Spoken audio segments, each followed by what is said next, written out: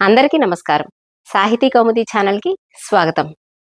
ఈరోజు వీడియోలో ఒక క్రొత్త అంశాన్ని మీతో పంచుకోవాలి అని అనుకుంటున్నాను. ఇప్పటివరకు ఛానల్‌లో మనం తెలుగు మరియు సంస్కృత సాహిత్యాలలో ఉన్న విశేషాంశాలను పంచుకుంటూ వస్తున్నాం.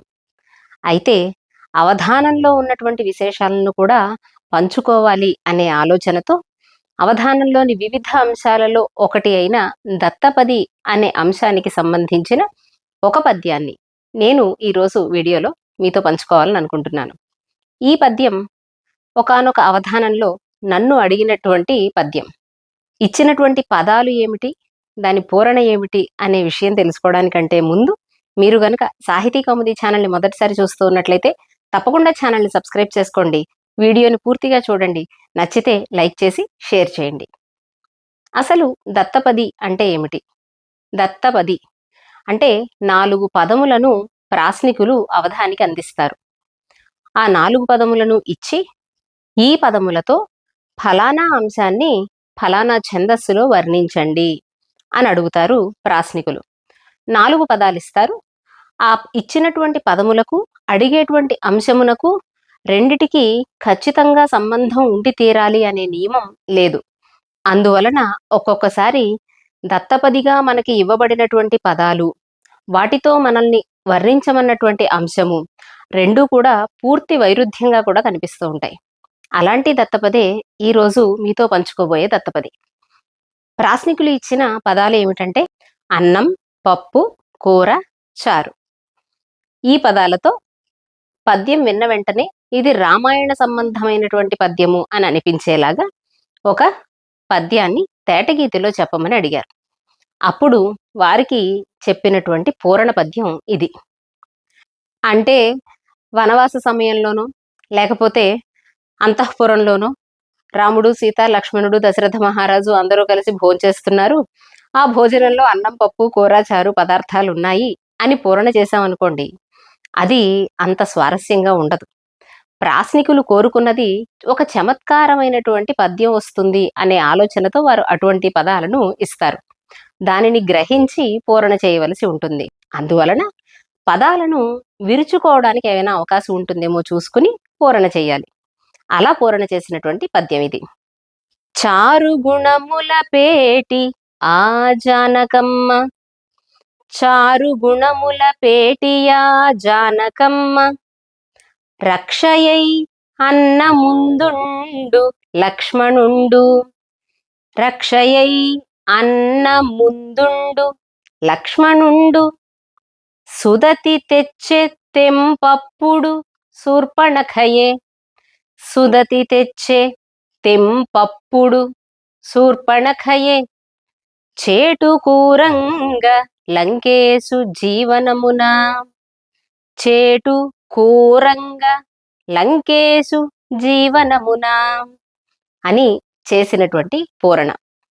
ఈ పద్యంలో ఇచ్చిన పదాలు ఎక్కడెక్కడ ఎలా ఇమిడాయి అనంటే చారు గుణముల పేటియా జానకమ్మ. చారు అనంటే తెలుగు చారు కాదన్నమాట ఇక్కడ. ఇది సంస్కృత చారు. సంస్కృతంలో ఉన్న చారు అనే శబ్దం. ఆ శబ్దానికి మనోహరమైన, మనోజ్ఞమైన అని అర్థాలు. చారు గుణముల పేటి ఆ జానకమ్మ.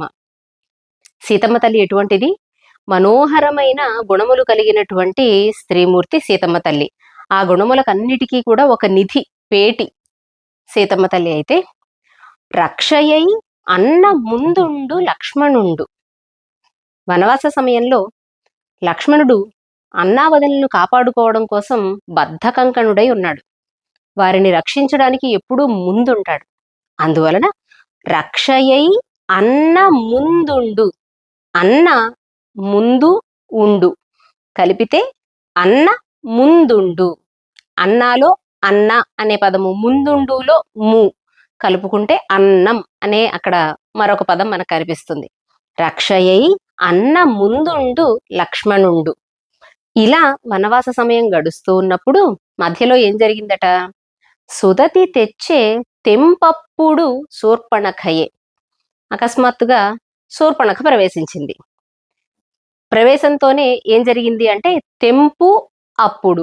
శూర్పణఖ వస్తూనే ఒక పెద్ద గొడవను కూడా తెచ్చిపెట్టింది.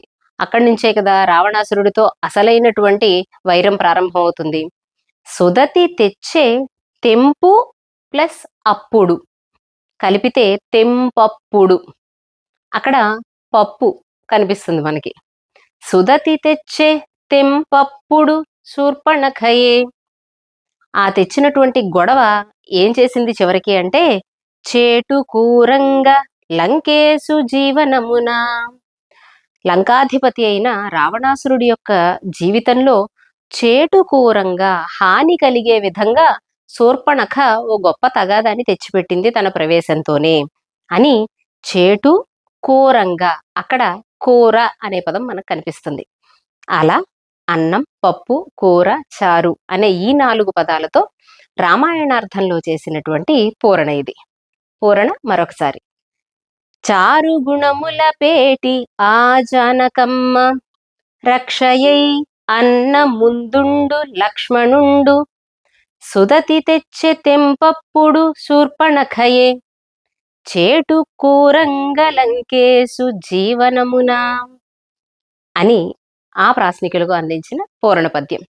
పద్యం ఎలా ఉందో మీ అభిప్రాయాన్ని కూడా తప్పకుండా కామెంట్ రూపంలో తెలియచేయండి. వీడియో కనుక నచ్చితే లైక్ చేసి షేర్ చేయండి. సాహితీ కౌముది ఛానల్ని సబ్స్క్రైబ్ చేసుకోండి. మరిన్ని సాహిత్యాంశాలతో మీ ముందుకు రావడానికి ప్రోత్సాహాన్ని అందించండి.